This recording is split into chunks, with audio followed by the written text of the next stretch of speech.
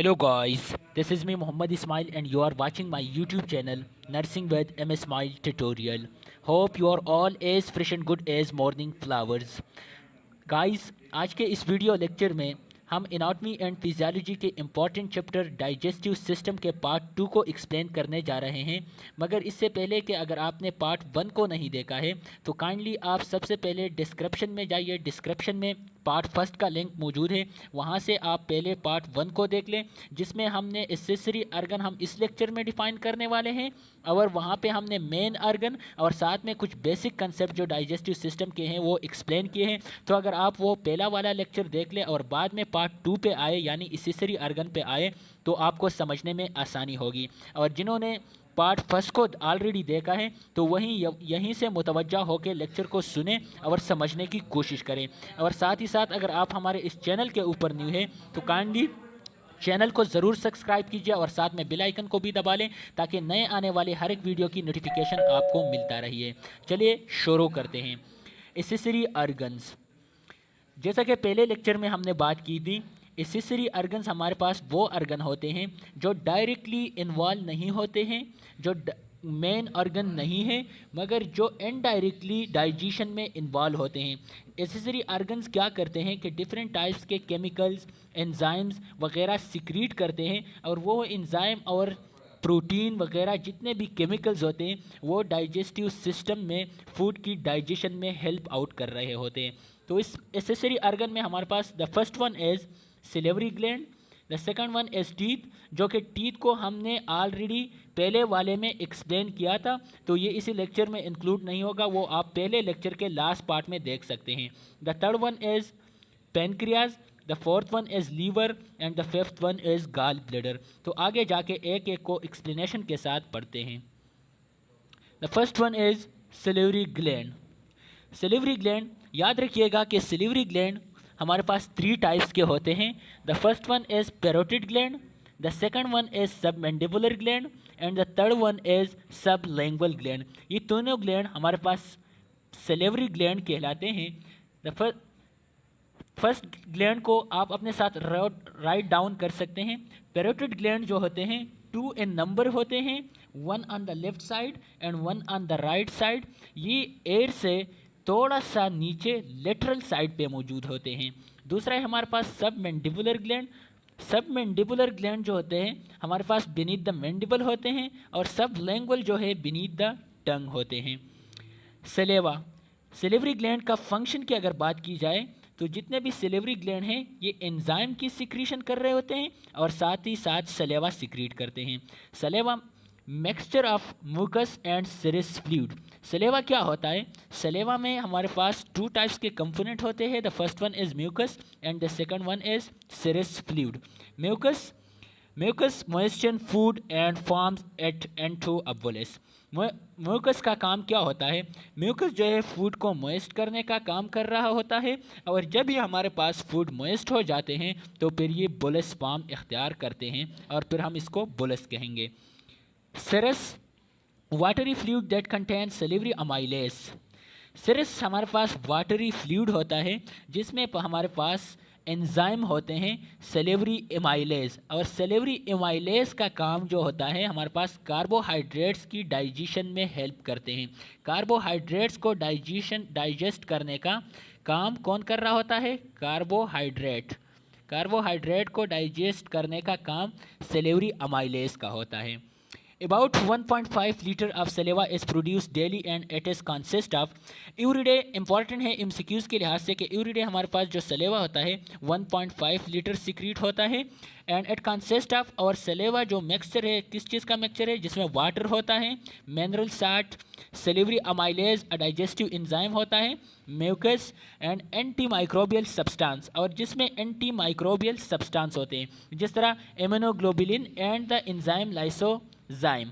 Immunoglobulin की अगर बात की जाए तो जितने भी सिक्रीशन हमारे पास होता है उसमें आईजीए इम्यूनोग्लोबुलिन होते हैं। तो इसी तरह ये एंटी माइक्रोबियल सब्सटेंस है। आईजीए जो है हमारे पास एंटी माइक्रोबियल सब्सटेंस है, इसको हम इंशाअल्लाह फिर माइक्रो में डीपली पढ़ेंगे। एंड सलेवा का जो पीएच होता है ये भी एमसीक्यूज़ के लिहाज से इंपॉर्टेंट है कि वो 6.5 से लेकर 7.5 तक का होता है। ये अभी डायग्राम के थ्रू समझने की कोशिश करते हैं। ये जिस तरह हमने पहले बता दिया कि 2 हमारे पास क्या होते हैं, पैरोटिड ग्लैंड होते हैं। पैरोटिड ग्लैंड जो एयर से थोड़ा नीचे लेटरल साइड पे मौजूद होते हैं, बिहाइंड द चेक्स मसल और मेसिटर मसल भी इसको बोलते हैं, हम चेक मसल भी बोलते हैं। दूसरा, जिस तरह हमने बात की, हमारे पास सब लैंग्वल एंड सब मैंडिबुलर ग्लैंड होते हैं। ये वही चीज़ें हैं जो हमने पीछे पढ़े। The second one is liver. Liver भी हमारे पास क्या है, एक एसेसरी आर्गन है, डाइजेस्टिव सिस्टम का एसेसरी आर्गन कहलाता है। ये भी, इसका काम भी क्या है, ये भी डिफरेंट टाइप के एंजाइम केमिकल सिक्रीट कर रहे होते हैं जो हमारे पास फूड की डाइजेशन में हेल्प आउट करते हैं। याद रखिएगा कि लीवर जो हमारे पास है वो largest organ of the human body है, largest gland of the human body है। सबसे जो largest gland of the human body है वो कौन सा है, लीवर है। Accessory organ of the digestive system है, जो क्या करता है, इसका सिक्रीशन क्या होता है, बाइल को सिक्रीट करने का काम कर रहा होता है। और जो बाइल को सिक्रीट करता है, तो बाइल ये क्या करता है, बाइल को सिक्रीट करने का काम कर रहा होता है। और बाइल को सिक्रीट कौन करता है, हेपेटोसाइट सेल्स होते हैं। हेपेटोसाइट सेल वो सेल है जो हमारे पास बाइल को सिक्रीट कर रहे होते हैं। और याद रखिएगा कि ये फिर हेपेटिक डक्ट के थ्रू हमारे पास कहाँ पे आते हैं, ये हेपेटिक डक्ट के थ्रू हमारे पास गाल ब्लडर में जाते हैं। और ये हेपेटिकोसाइट सेल जो होते हैं ये हेक्सागोनल एंड स्ट्रक्चर होते हैं। कौन लाइक एंड स्ट्रक्चर होता है, कौन लाइक एंड शेप होता है लीवर, ब्राउन टाइप कलर होता है। याद रखिएगा ये बातें, जितने बातें मैंने कहे काइंडली आप इसको अपने साथ राइट डाउन कर लें। अगर लोकेशन की बात की जाए तो राइट हाइपोकॉन्ड्रिक रीजन में मौजूद होता है, और साथ ही साथ एपिगेस्ट्रिक रीजन में भी इसके चंद जो साइड्स है वो भी नज़र आएंगे। 4 लूब्स होते हैं मेनली, अगर देखा जाए तो इसके 2 लूब्स होते हैं। The first one is left and the second one is right. But left loop को फिर हमने फर्दर डिवाइड किया है 2 लूप में, जिसे एक हम क्वाड्रेट और दूसरे को क्वाड्रेट कहते हैं। Each loop has a lobules contain hepatocytes surrounded sinusoids feed and to central vein. जिस तरह हमने ऊपर बात की कि कौन से सेल होते हैं, हेपेटोसाइट्स सेल होते हैं जो हेक्सागोनल एंड स्ट्रक्चर होते हैं, और वो सिक्रीट कर रहे होते हैं बाइल को। फंक्शन, अगर फंक्शन की बात की जाए तो मेक बाइल डिटर्जेंट इमोल्सिफाइज फैट्स। क्या करते हैं, जो डिटर्जेंट को सिक्रीट कर रहे होते हैं, और उस सिक्रीशन का काम क्या है होता है, जो फैट्स को एब्जॉर्ब कर रहे होते हैं, फैट को डाइजेस्ट कर रहे होते हैं। Release promote by CCK. CCK क्या होता है, सीसीके हमारे पास है सीसीके क्या होता है, कोलियोसाइटोकाइनेन। कोलियोसाइटोकाइनेन ये हमारे पास एक टाइप का एंजाइम है जो गैस्ट्रोइंटेस्टिनल एंजाइम कहलाता है। और इसका काम क्या करना है कि ये जो बाइल की सिक्रीशन है इसको प्रोमोट कर रहा होता है। ये बाइल में क्या क्या होता है, the first one is water. Composition है बाइल की कि bile is compose by, bile में क्या क्या होता है, water. The second one is bile salt, the third one is bile pigment, the fourth one is electrolyte, cholesterol and lecithin. Detoxifies और remove drug and alcohol. Detoxification का काम भी bile कर रहा होता है, drugs, alcohol etcetera. And storage का काम भी साथ साथ प्रोवाइड कर रहा होता है। तो कौन सा, ग्लाइकोजन की स्टोरेज, जब हमारे पास ग्लूकागान आके ग्लूकोज को ग्लाइकोजन में कन्वर्ट करता है, तो वो ग्लाइकोजन फिर जाके लीवर में स्टोर हो जाते हैं। और इसके साथ साथ vitamin A, D, E and के को भी स्टोरेज करने का काम लीवर का ही होता है। तो एमसीक्यूज़ के लिहाज से 2 बातें अहम हैं कि एक जो होता है सीसीके सेल इंपॉर्टेंट था पिछले स्लाइड में जो हमने पढ़ा, और एक इसमें ये है कि ग्लाइकोजन को कौन स्टोर करता है, तो वो भी लीवर कर रहा होता है। और साथ ही साथ टॉक्सिफिकेशन भी कर रहा होता है, और कुछ विटामिन को भी स्टोर करता है। एक्टिवेट विटामिन डी को एक्टिवेट कर रहा होता है। दूसरा जो इम्पॉर्टेंट फंक्शन इसका है कि फिटल लाइफ में आरबीसी की प्रोडक्शन भी लीवर में होती है। पेगोसाइटोसिस में भी हेल्प आउट कर रहा होता है। जो कफर सेल्स होते हैं, इंपॉर्टेंट है एमसीक्यूज़ के लिहाज से कि लीवर में हमारे पास जो पेगोसाइटोसिस में हेल्प कर रहा होता है वो कफर सेल्स होते हैं। Metabolize absorb food molecule carbohydrates protein and lipids. और मेटाबॉलिज कर रहे होते हैं एब्जॉर्ब फूड को, कौन कौन से, कार्बोहाइड्रेट प्रोटीन एंड लिपिड्स को। ये लीवर का डायग्राम है, डायग्राम के थ्रू हम इसको समझने की कोशिश करते हैं।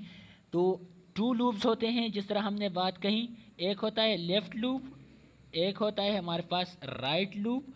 और ये यहाँ से जो नज़र आता है तो ये क्या कर, यहाँ पे जो नज़र आ रहा होता है ये क्या है हमारे पास, ये एक लिगामेंट है। कौन सा लिगामेंट है ये, फिसिफॉर्म लिगामेंट। कौन सा लिगामेंट है ये, फिसिफॉर्म लिगामेंट। फिसिफॉर्म लिगामेंट होता है। ये फिसिफॉर्म लिगामेंट इन दोनों को एक दूसरे से अलग कर रहे होते हैं। और लीवर के बिल्कुल थोड़ा बीनीथ यहाँ पे आपको गॉल ब्लैडर नज़र आएगा कि ये बाइल यहाँ से सिक्रीट होके, लीवर से सिक्रीट होके, हेपेटोसाइट सेल से सिक्रीट होके आके गॉल ब्लैडर में स्टोर होते हैं। ये भी वही चीज़ें हैं। कॉमन बाइल डक्ट है, इसको हम आगे जाकर पढ़ेंगे। कॉमन बाइल डक्ट है, लेफ़्ट लूब है, सैसेटिक डक्ट है, साथ में साथ हेपेटिक पोर्टल वेन है, कार्डियड लूब है, क्वाड्रेट लूब है, राइट लूब है, गॉल ब्लैडर है। तो इन सब को हम आगे जाकर एक्सप्लेनेशन के साथ पढ़ेंगे। गॉल ब्लैडर क्या होता है, the gall bladder is a sac located under the liver at stores and concentration the bile production in the liver। Gall bladder क्या होता है जी, हमारे पास एज अ सेक लाइक होता है, सेक लाइक इन स्ट्रक्चर होता है, जिस तरह के यहाँ पे नज़र आ रहा होगा आप लोगों को।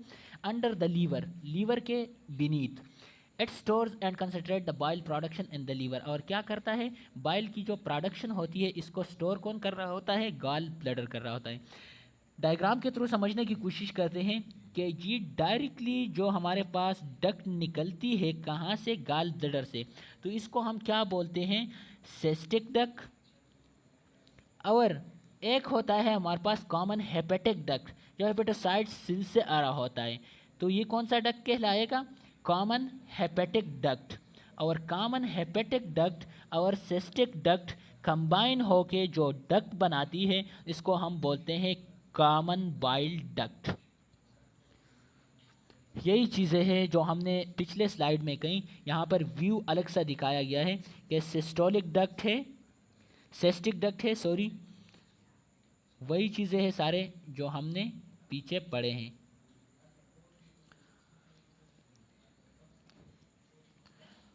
पैनक्रियाज, पैनक्रियाज को आगे जाकर हम एक्सप्लेन करते हैं। पैनक्रियाज, पैनक्रियाज हमारे पास क्या होता है, पैनक्रियाज भी एक एसेसरी आर्गन है, डाइजेस्टिव सिस्टम का एसेसरी आर्गन है। पैनक्रियाज क्या काम क्या है, डिफरेंट टाइप्स का हमारे पास सिक्रीशन कर रहा होता है और वो सिक्रीशन जाके स्मॉल इंटेस्टाइन में फूड की डाइजेशन में हेल्प कर रहा होता है। एब्डोमिनल आर्गन है, कहाँ पे मौजूद होता है, एब्डोमिन में मौजूद होता है। तो एब्डोमिनल आर्गन हम इसको बोलते हैं। ग्लैंडुलर आर्गन है, ग्लैंडुलर आर्गन हम इसको किस बेस पे बोलेंगे कि ये एक ग्लैंड होता है, हेट्रोग्लैंड। याद रखिएगा यहाँ पे कि ये एक हेट्रोग्लैंड होता है। हेट्रोग्लैंड कौन से ग्लैंड को बोलते हैं आगे जाकर हम डिफाइन करेंगे। The pancreas is a double function gland having feature of both endocrine and exocrine gland. वो हो ग्लैंड जो बोथ एक्सोक्राइन एंड एंडोक्राइन होता है, तो उसको जो बोथ एंडोक्राइन और एक्सोक्राइन ग्लैंड होता है उस ग्लैंड को हम बोलते हैं हेट्रोग्लैंड। तो ये हेट्रोग्लैंड कहलाता है। एमसीक्यूज में आ सकता है कि the heterogland is called what, pancreatic gland. Pancreas, pancreas जो ग्लैंड है हेट्रोग्लैंड होता है। The pancreas is a dual function, ये डुअल इन फंक्शन होता है, बोथ एंड एक्सोक्राइन ग्लैंड भी काम कर रहा होता है एंड एंडोक्राइन ग्लैंड भी काम कर रहा होता है। एक्सोक्राइन ग्लैंड हमारे पास वो ग्लैंड होते हैं जो अपना secretion through duct target side पे ड्रॉप आउट कर रहा होता है, और एंडोक्राइन जो है वो हमारे पास क्या करते हैं, वो थ्रू ब्लड टारगेट साइड पे अपने केमिकल्स को ट्रांसफ़र करते हैं। एक्सोक्राइन किस तरह होता है, एसिनार सेल्स होते हैं, वहाँ पे पैनक्रियाज में आगे जाके एक्सप्लेनेशन के साथ हम पढ़ेंगे डायग्राम के through. belong to the exocrine pancreas and secrete digestive enzyme and to the gut by a system of duct। Acinar cell होते हैं कहाँ पे, पैनक्रियाज में। एसिनार सेल का काम क्या होता है, जो एंजाइम को सिक्रीट कर रहे होते हैं और वो एंजाइम हमारे पास थ्रू डक्ट आ रहे होते हैं, तो इसको हम बोलेंगे एक्सोक्राइन ग्लैंड। और ये एंजाइम क्या करते हैं, डाइजेस्टिव सिस्टम में हेल्प आउट कर रहे होते हैं। Islet of Langerhans, cell cluster called islet of Langerhans. Pancreas की अगर स्ट्रक्चर को देखा जाए तो वहाँ पे एक सेल क्लस्टर नज़र आएगा जिसे हम आइसलेट ऑफ लैंगरहांस बोलते हैं। 4 मेन सेल टाइप होते हैं exist in the islet. Islet में हमारे पास 4 टाइप्स के सेल होते हैं।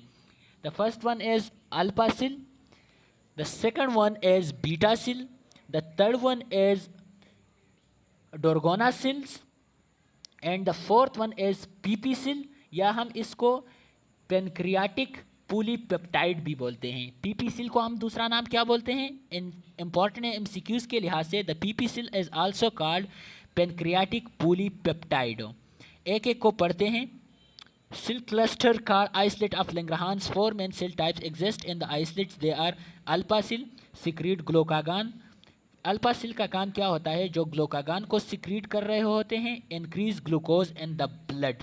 जब हमारे पास ब्लड में ग्लूकोज का लेवल इंक्रीज हो जाता है तो अल्फा सेल से ग्लूकागान सिक्रीट होता है और ग्लूकागान आके ग्लूकोज को ग्लाइकोजन में कन्वर्ट करता है और वो ग्लाइकोजन फिर हमारे पास लीवर में स्टोर हो जाता है।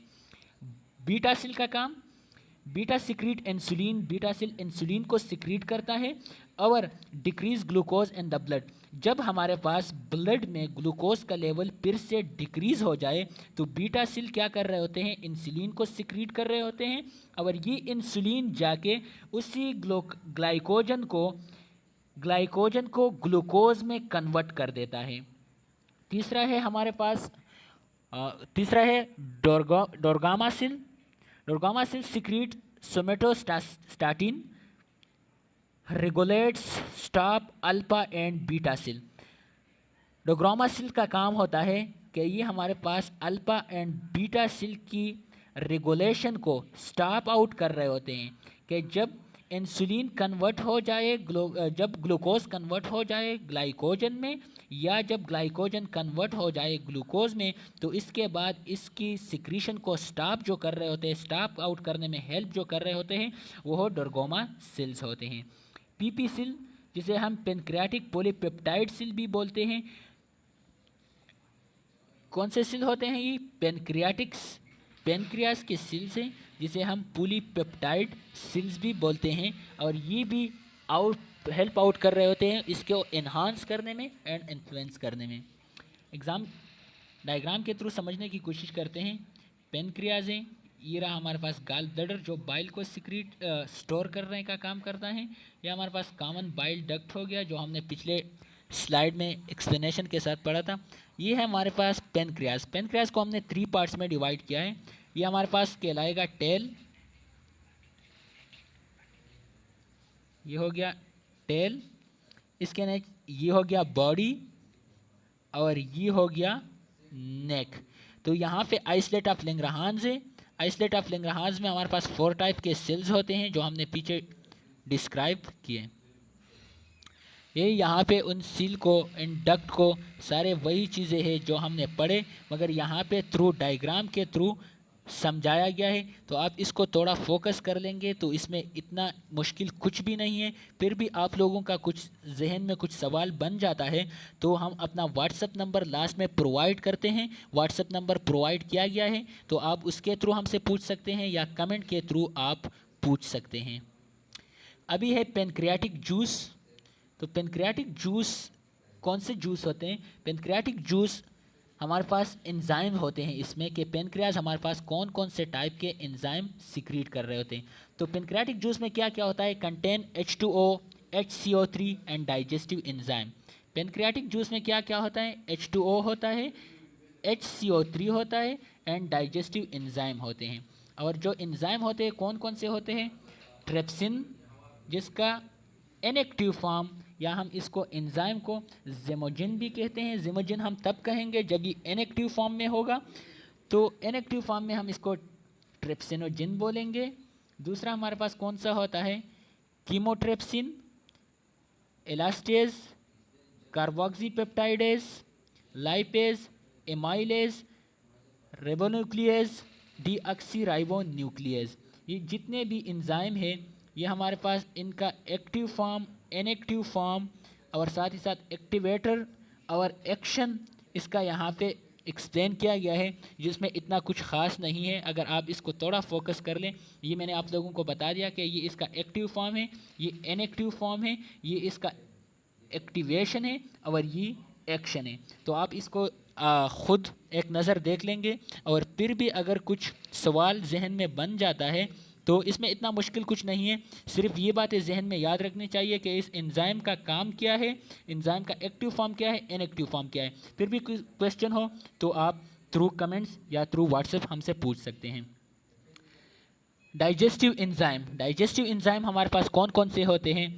पेनक्रियाटिक एमाइलेज, जो पेनक्रियास सिक्रीट कर रहा होता है एमाइलेज को, जो कार्बोहाइड्रेट्स को ब्रेक डाउन का काम कर रहा होता है, कार्बोहाइड्रेट की डाइजेशन में हेल्प कर रहे होते हैं। पेनक्रियाटिक लाइपेज, जो लिपिड को डाइजेस्ट कर रहे होते हैं। न्यूक्लियस है, प्रोटीएजेज है, trypsin, chymotrypsin, elastase and carboxypeptidase, ये हमारे पास प्रोटीन की डाइजेशन में हेल्प कर रहे होते हैं। शीशे के सिल है, ये हमारे पास क्या करते हैं? शीशे के सिल जो है बाइल की प्रोडक्शन को इन्हांस कर रहे होते हैं। एसिनार सिल हमारे पास कहाँ पे होते हैं? एसिनार सिल वो सिल है जो हमारे पास पेनक्रियाज में मौजूद होता है। ल्यूमन ऑफ एसेनी, ल्यूमन हम किस चीज़ को बोलते हैं? बाहर के बाउंड्री से अंदर जो स्पेसिफिक एक रूट होता है जिसमें फ्लो कर रहे होते हैं, ब्लड कर रहा होता है या कोई भी केमिकल कर रहा होता है, जो इसको डक्ट प्रोवाइड कर रहा होता है, इसको हम क्या बोलते हैं? ल्यूमन बोलते हैं। ये हो गया डक्ट। कौन सा डक्ट हो गया? ये मेन डक्ट है। कौन सा? मेन डक्ट है। पेनक्रियाटिक जूस का जो मेन डक्ट है ये कहलाएगा पेनक्रियाटिक डक्ट का मेन डक्ट, जिसे हम पेनक्रियाटिक डक्ट भी बोलते हैं। तो ये था हमारा आज का लेक्चर। अगर आप लोगों को इस टॉपिक में कुछ भी मसला हो तो आप थ्रू कमेंट्स या व्हाट्सएप हमसे पूछ सकते हैं। दूसरी वीडियो तक के लिए मुझे दीजिएगा इजाज़त। अल्लाह हाफिज़।